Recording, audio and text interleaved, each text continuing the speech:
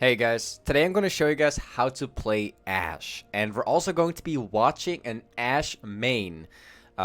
He's currently a challenger player with 1,212 points, currently rank 7. He's completely destroying solo queue playing Ashe, so today we're going to be watching this Ashe player. I'm going to show you guys how to play Ashe, going to be explaining the things that he does, and of course, going to show you guys and teach you guys like a couple new things while watching this guy. Alright, so with that being said, guys, let's start this game. This guy is already starting off with very interesting runes. I would highly recommend you guys to do this exact same runes, because this is probably the best runes that you could probably take. Which is Ashe with little tempo, with presence of mind, with alacrity, coup de grace, biscuit delivery, with the approach velocity, with attack speed, AD, and armor.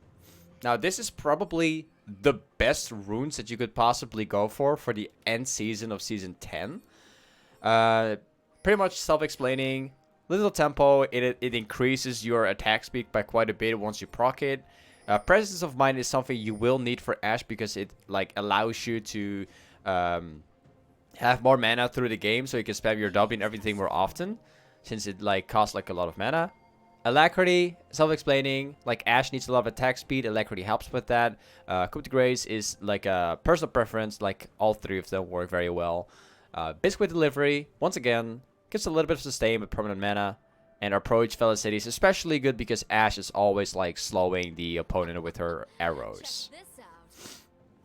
Alright, so as for the starter item, what I would recommend is always going to be a Doran Blade on Ashe. Kind of regardless of the matchup you play against, it's just the best you can go for. As far as the build, you mainly want to be building a Blade of the Rune King as the first item. What I like to do myself is actually getting a Berserker's Greaves as the first item, so you can have more movement speed while having more attack speed. Once again, allows for better positioning and kiting as well, but you don't necessarily have to rush it. Eventually getting a Hurricane and Infinity Edge is pretty much the core build of Ashe. Anyways, there is plenty of ways on how to play Ashe, but specifically on the end of this challenger player, he's currently in the matchup of Ashe with Nautilus up against a Jhin with Thresh.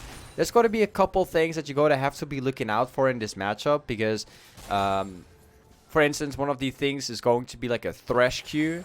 If you actually get hit once by a single Thresh Q, you're going to be in trouble immediately. Keep in mind that Ashe does not have any jumps, any dashes, anything at all, except from just a bunch of slow and CC. Just getting hooked once can mean that you could die instantly and lose your lane. So always keep that in mind. So he's currently sitting in a pretty safe position. This guy likes specifically to freeze a lot around this side of the lane in matchups like this one. Honestly, the best thing you can do. Nidalee is coming on the back though, and they are perfectly freezing up this wave right now to make all of this happen. So let's see what's going to happen right here. Anyways, he's got some pretty good freezing all around the laning phase. He's definitely using it to his advantage, as you guys can see right here. He knows that Nidalee is currently taking down the camp at the golem, so once Nidalee comes in, she will be able to do a really good gank. And it seems like the enemy team already knows about it too. The only thing is that they haven't been able to farm properly. They haven't been able to sit inside the XP range. The hook does not really matter too much because there's nothing much going on anyway. Got a pretty good hook off, to be honest. And the teleport coming in by Renekton. Renekton goes for Nautilus. Pretty sweet for Ashe, because Ashe can literally just kite them down for free. Starting off with 2 kills. So, what you gotta understand about Ashe, it's kind of self-explaining once you have a little thought about it. Like I've mentioned before, Ashe does not really have any kind of dashes or any kind of, you know, jumps or whatever. So when you're going to play Ashe, you want to ensure that you are in a fine position. You definitely don't want to throw yourself inside a position where once you get caught, once you get hooked, or once you get CC'd or whatever, you die. You want to avoid those moments, and this requires a pretty good macro of the game. It requires like really good thinking or really good watching. So if you decide to become like an Ashe main, or you just want to play Ashe on a pretty good level, keep in mind that these things are really important, because one mistake could end like everything.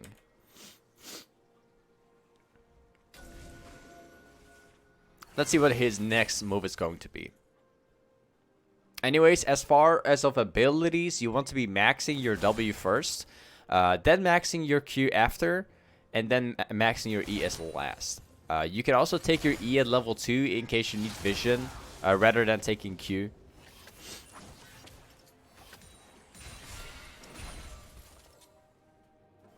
Graves is currently coming to bot lane. Let's see how they react to this.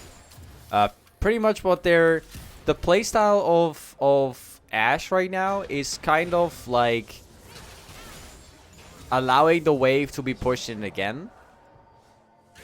She doesn't really see like Graves on the map right now, but then again she still she still allows the wave to be pushing towards Ashe.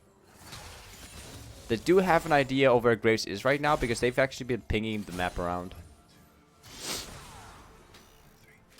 Either way, freezing the lane or on your side of the lane is always a pretty good option in matchups like this one, because they can't really hard push.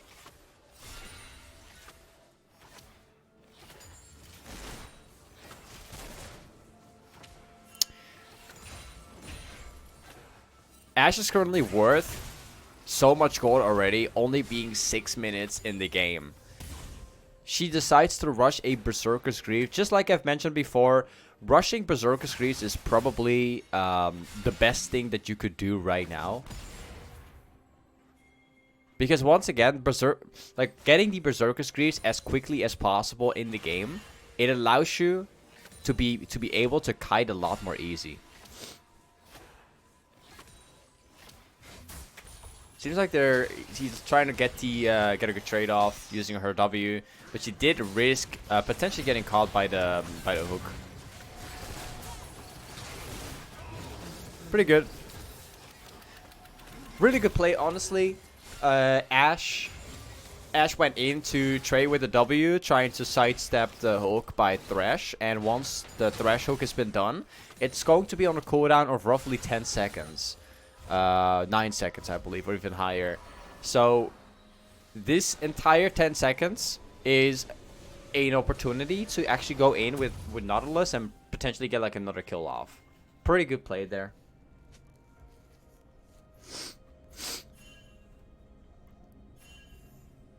So now that she's level 6, she can also throw ultimates across the map.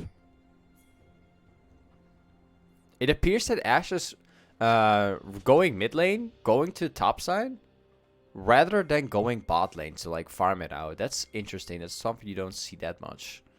But she does. She has to go bot lane at some point. So she wanted to try and get a roam off and drop the farm to make another play.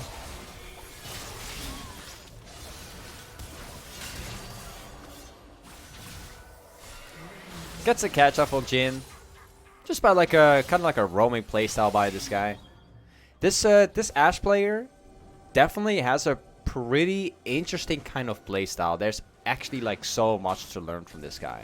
He's currently already standing 4-0, completely like dominating the entire game.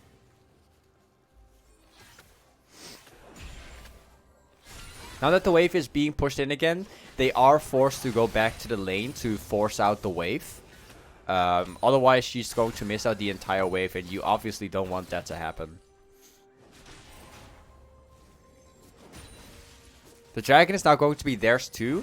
Since Ashe pushed down the wave with a very big wave, they are now being allowed to take down the dragon as well, which is going to be the first dragon of the game. Pretty well played, honestly, so far. Nidalee is on the way to bot lane again. Now ganking from behind. She's also using the advantage of like Ashe having like 4 kills.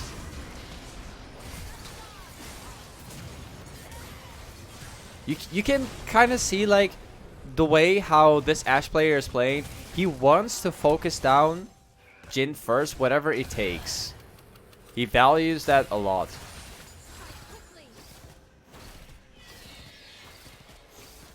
Once again, going for another push. He's completely allowed to like do that right now.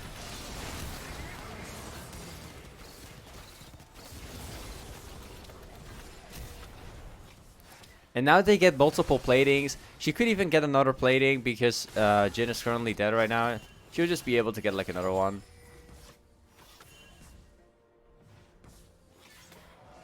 Thresh is not a threat right now. He could do a hook. But that's pretty much all they can do unless Graves is there. But Graves is currently topside, so...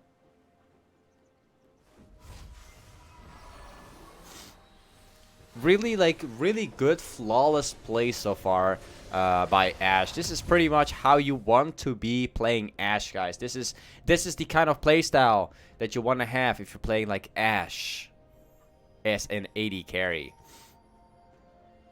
You don't specifically need champions that can dash or jump or make huge plays, mechanically good plays. The thing is, like, you can carry yourself in solo queue quite easily by playing an easy champion, an easy to understand champion such as Ashe, and then simply like focusing on the macro play of the game and focusing on like sidestepping and all those sorts of things. Not necessarily like huge mechanics. You definitely don't need that if you want to climb solo queue.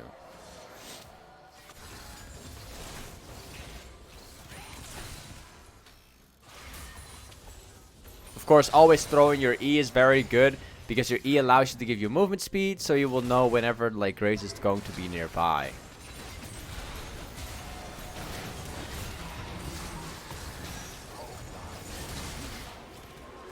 Very good played. She knows that Grace is mid lane, so she can just farm this out for herself.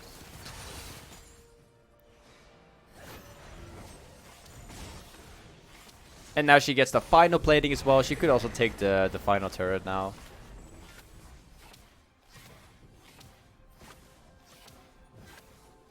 Very clean game. And yes, she does get ganked a lot, but thanks to certain ganks, she was also able to snowball the rest of the entire game quite easily.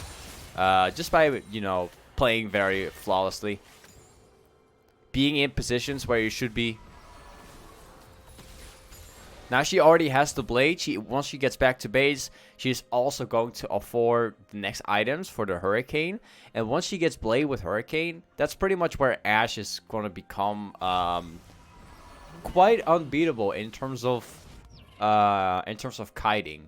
Especially with the runes that she's using, the fact that she can get extra movement speed just by slowing down the opponent. This allows Ashe to kite quite easily.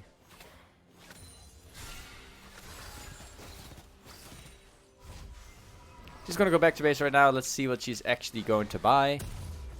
She's getting the next items of the Hurricane, which is the... Oh, oops, I accidentally put it back. There we go. Anyway, she just got the first parts of the Hurricane. So once she gets that, the game is pretty much gonna be in her hands. It already is, but once she gets Hurricane, her farming is going to be a lot easier. That's also where, you know, proccing Q, everything is going to become easier and better. You know, using your Q while having Hurricane active is just really OP.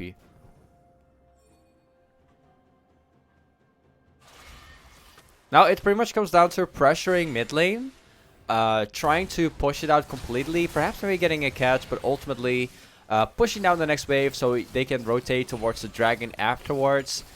You always want to be looking out for this, always.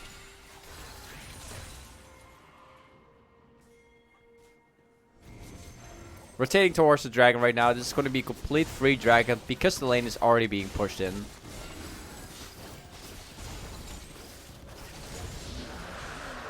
Very, very, very good. Now back to mid lane. She can push like another wave, but she does have to be very careful because there's many of them currently missing on the map right now. She doesn't want to risk anything.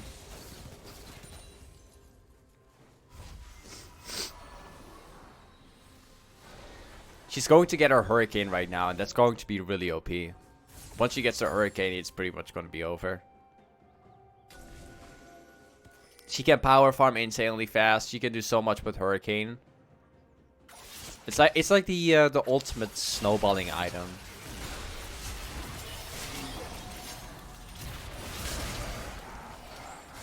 This guy's player's ASHE ultimates are pretty good. She always managed to hit her ultimates, even in situations where it's pretty difficult.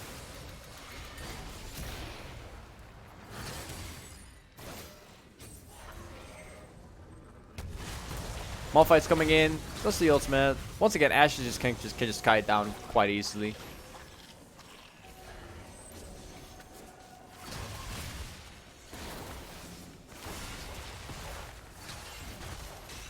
This is kind of risky for ASHE to be in.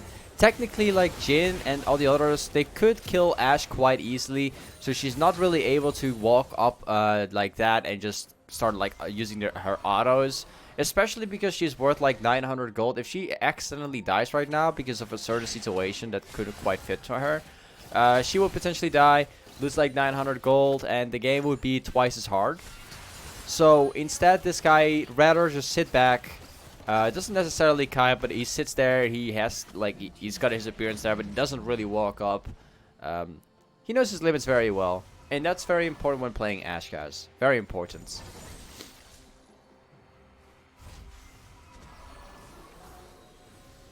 Once he goes back to base right now, he will have the Hurricane. That's where things get really, really fun. This is like the most fun part about playing ASHE in general. Of course, going back to mid lane, all they have to do right now is simply to push out mid lane, trying to like pressure as much as possible, and then seeing a way to potentially end the game. She currently has about 6 kills, so team fighting is not going to be an issue, especially because she has an ultimate. She can just walk over the enemy team by kiting without much effort. She just has to hit her ultimate. And then like Malphite, Nautilus, everyone can follow up with that too.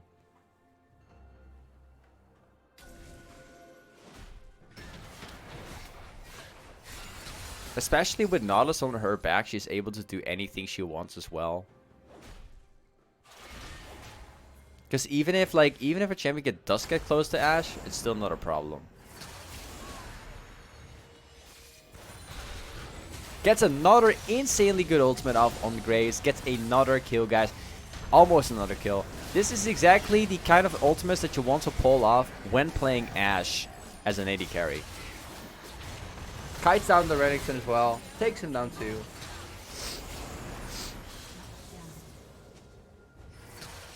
You can clearly tell, like, his macro of the game, his map awareness, everything is being played to near perfection. He knew that Jhin was coming as well.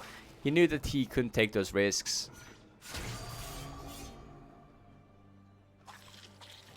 ASHE is probably, like, it might be one of the easiest champions out there. However, ASHE does require one of the most map awareness, if not, macro of the game. But specifically the map awareness, because since you really don't have a dash or a jump or anything like that, once you get in trouble, you are not able to get out anymore.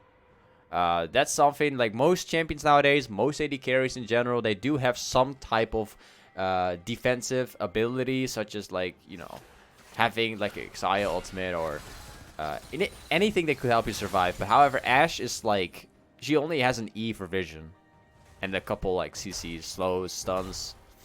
That's pretty much all she has.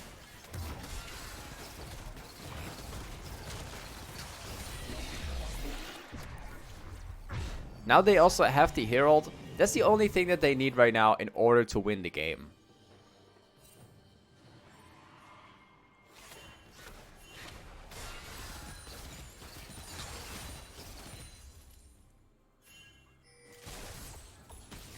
Dragon fight is about to start right now. She's currently standing behind Nidalee and Nautilus, kind of like waiting out to get a good ultimate off. Once again, good ultimate off on both the Orianna as well as the Renekton as well. If Orianna didn't press her Zhonya's before, this would have even been a more free ultimate than ever.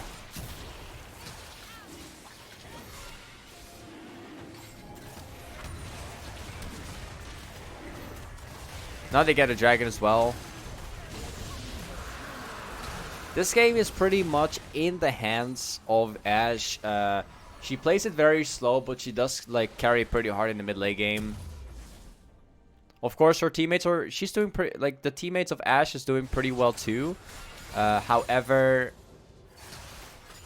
Malphite hasn't really done that much in this game, or the others. It's just that they have really good ultimates and they're following up Ashe by far. Once again, Ashe is going to pressure mid lane, going to push it out entirely. This is very important, guys. This is very useful. If you're looking to rotate to the Baron eventually, being able to push mid lane and then using that to like open up the map is probably the best thing you can do. Not specifically just for the Baron, but if you're pushing mid, you can also rotate towards the red buff. You can also rotate towards the blue buff. You can pretty much take anything you want simply by pushing down the mid lane. Can't tell you guys enough of how important it is to like open up the map by simply pushing down waves. It's it does so much. It really does so much for the game.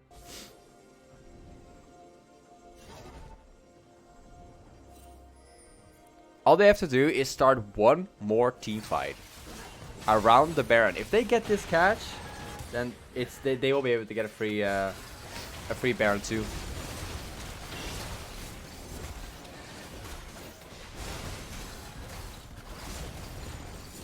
Getting the Baron as well. Orianna just got caught, so there's very little that the enemy team can do right now since Malphite has an ultimate. Nautilus have the hook with the ultimate, including like Ashe slows. All they have to do now is simply by pushing mid lane and then ending the game right after.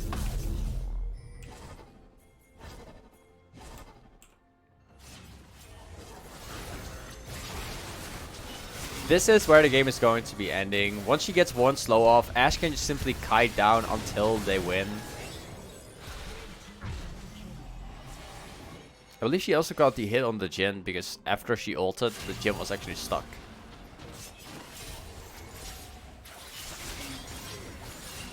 This is where the game ends.